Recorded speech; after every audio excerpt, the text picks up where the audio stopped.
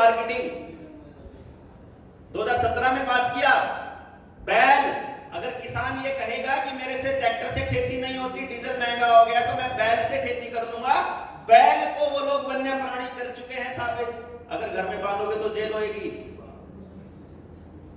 एक से ज्यादा गाय पालोगे तो कमर्शियल कनेक्शन लेना पड़ेगा। एफएसएसएआई से पास नहीं हुआ तो गांव का हलवाई खाना बना के नहीं दे सकता, खुला पैकेट का ही लेना पड़ेगा। और एफएसएसएआई ने जीएमओ को अप्रूवल दे दिया है। जीएमओ का मतलब समझते हो? Genetically modified organisms, genetically modified बीज दे रहे हैं। जो सुंदर सुंदर टमाटर है ना, जो आप खाते हो बाजार से लाके, मछली का जीन है इसके अंदर, शाकाहारी लोग ध्यान दें, सुअर का, मछली और सुअर का, ठीक है। जो आप ये खीरा खाते हो ना, सुंदर सा, एक तो पुराना होता है, वो पीला पीला सा होता है, वो देसी खीरा है, जेन्युइन। एक होता है जेनेटिकली मॉडिफाइड, हर बाइट के साथ जहर खा रहे हो। और अप्रूव किया हुआ सरकार ने।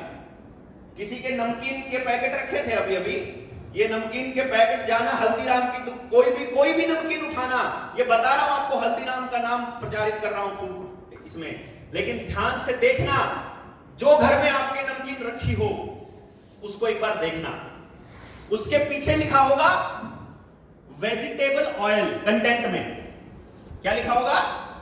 वेजिटेबल ऑयल, और ब्रैकेट में लिखा होगा कॉटन सीड, कोमा पामोलिव। क्या आपको पता है भारत के अंदर एक भी कॉटन सीड जेन्युइन नहीं है? सारा का सारा cotton seed BT cotton seed है। बीटी एक कीड़े का नाम है, बीटी के जीन के साथ में उसको बनाया बीटी कॉटन सीड। और क्या आपको मालूम है जीएमओ खाने से क्या होता है? आप वकील लोग हैं, रिसर्च कीजिएगा। 2020 की ब्राजील की रिपोर्ट है कि जीएमओ खाने वाले जीव नपुंसक हो रहे हैं, चाहे वो डंगर हो चाहे वो इंसान हो। मतलब आपका खाना इन्होंने नहीं छोड़ा, आपका पहनना अपना नहीं रहा, आपकी बीज आपके नहीं बचे। बीज का खेल समझ लीजिए, किसान के पास एक बीज अपना नहीं है आज के टाइम पे। आपके महाराष्ट्र में हो तो बता दीजिए, हमारे हरियाणा में तो नहीं है, कोई बीज अपना नहीं है किसान के पास, बाजार से लाना पड़ता है। अगर बाजार में बीमारी वाला बीज आएगा तो बीमार होगे, नपुंसक बीज आएगा तो नपुंसक होगे। जैसा खाए अन्न वैसा होए मन, सिंपल है, इसमें दिमाग लगाने की जरूरत ही नहीं है। क्यों जी?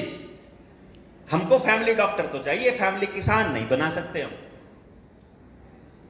क्योंकि किसान तो मरेगा, वो तो मंडी के ऊपर है। हमारे लिए तो प्रचारित कर दिया ना, किसान को सब्सिडी बहुत मिलती है, कि वो तो मौज कर रहा है, उसको तो बिजली में भी सब्सिडी, जबकि उसको पता नहीं है कि बिजली के नए नए कनेक्शन आ गए अब तो। दूसरी बात, आपके गांव में आपका कोई जानकार हो, गांव के अंदर पहले नंदी छोड़ा करते थे, जोटे हुआ करते थे नए दूध करने के लिए डंगर को। किसी जानवर का बीज आज गांव में नहीं बचा है, सब के सब आर्टिफिशियल इंसेमिनेशन से ही नए दूध होती है। और 30 से 40% इंसान का बीज भी मार्केट में मिलता है आज। आईवीएफ सेंटर, बीज के सेंटर ही तो है ये। आदमी का बीज खत्म हो रहा है धीरे धीरे, और जीएमओ खाएंगे तो और हो जाएगा धीरे धीरे। अगली पीढ़ी को पूरी तरह से नपुंसक करने का ये प्लान कर चुके हैं।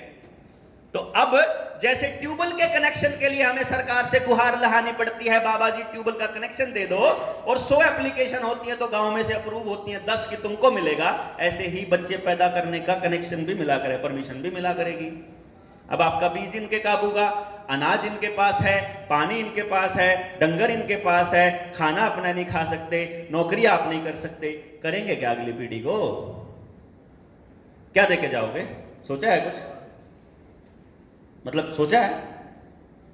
बच्चों को क्या भविष्य दे रहे हैं, सोचा है? क्यों? क्योंकि हमारे पास टाइम ही नहीं है। हमारे पास इतना समझने की समझ तो है, पर उस पे करने से हम डरते हैं कि कहीं सरकार की नजर में ना आ जाए। अरे अगली औलाद, अगली पीढ़ी पूरी की पूरी बर्बाद हो रही है सरकार की नजरों में, और कैसे आओगे भाई? वो तो तुमको हर पल देख रही है ऑलरेडी सरकार तो मेरे दोस्तों, ये तो मैंने थोड़ा सा नमूना बताया है आपको। षड्यंत्र इतना बड़ा है, ये छोटी सी बात बताइए मैंने अभी, टिप ऑफ द आइसबर्ग है। मैंने तो सिर्फ आपको वो डॉट कनेक्ट करने की कोशिश करी है कि आपका देश एनर्जी क्राइसिस के दौर में जा रहा है, हमारे कोयले के भंडारों में यहां आग लगाई जा रही है, और ऑस्ट्रेलिया से कोयला की खदानों से लाने के लिए अडानी का 6000 करोड़ रुपया लोन अप्रूव किया जा रहा है। भारत के इतिहास में पहली बार कोई बैंक देश से बाहर किसी बिजनेस के लिए अनसिक्योर्ड लोन दे रहा है।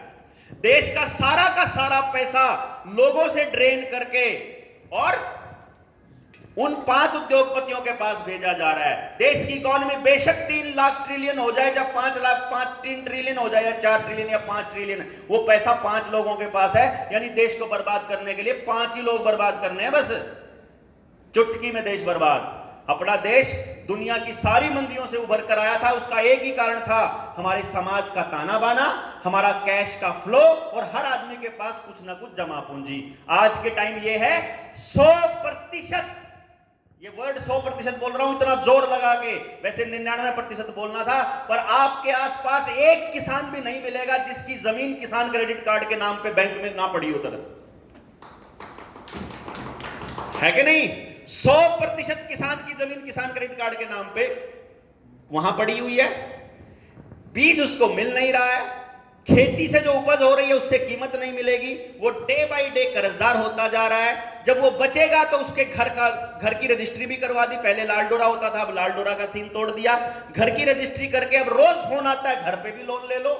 जिसके घर में 3 डंगर है उनका भी आधार कार्ड बना दिया, लटका दिया ना कान में उनके नंबर प्लेट सी, वो बना दिया। अब कह रहे हैं डंगरों पे भी लोन ले लो, ट्रैक्टर पे भी लोन ले लो, बाइक पे दोबारा ले लो, कार पे दोबारा ले लो, जितने लिए जाए लोन ले लो, जो घर में सोना पड़ा उस पे भी लोन ले लो, सारी प्रॉपर्टी पे लोन दे देंगे, लेकिन कमाई का अवसर नहीं देंगे। तो एक दिन जब आपका सब कुछ बिक चुका होगा तो उस वक्त आप क्या करेंगे? आपका नहीं बिकेगा, थोड़े दिन बच जाएगा, 5, 7, 10 साल। जो गरीब आदमी का बिकेगा तो सबसे पहला अटैक उन्हीं पे होगा जिनके घर अभी तक बचे हुए हैं। यानी कि अगला नंबर अपना ही आना है, जिसके घर में 2 रोटी खाने की है। अगर आपने समाज पे आज काम करना, कोई एमएलए, एमपी, सरपंच कोई नहीं आएगा, क्योंकि घर आपका है, गांव आपका है, समस्या आपकी है, उसको दूर आप करोगे। अंदर बैठ के हम 1 हफ्ता बैठ के चर्चा करके गए थे, आपको मैं बता दूं उनके साथ जुड़ा एक भी किसान आत्महत्या नहीं करता, क्योंकि एक भी आदमी कर्जदार नहीं है उनके साथ जुड़ा हुआ। तो आप लोगों को, ऐसे लोगों को मजबूत कीजिए, और भी आपके आसपास कोई और हो, जरूरी नहीं है उन्हीं को कीजिए, जो भी काम कर रहा है मतलब उसी को मजबूत कीजिए। अगर आप उसके साथ जाकर के मदद कर सकते हैं वो कीजिए। आप इंटेलेक्चुअल लोग हैं सारे के सारे, उनके कंटेंट राइटिंग में मदद कीजिए, जहां उनके अधिकारों का हनन हो रहा है वहां खड़े हो जाइए। आने वाले वक्त में एक बहुत बड़ी क्रांति देश के अंदर आने वाली है, नहीं आई तो हमारे बच्चों की बर्बादी तय है, और आई तो उसमें अपना हिस्सा जरूर सुनिश्चित कर लीजिए। मैं इतना ही कहूंगा, बहुत बहुत धन्यवाद।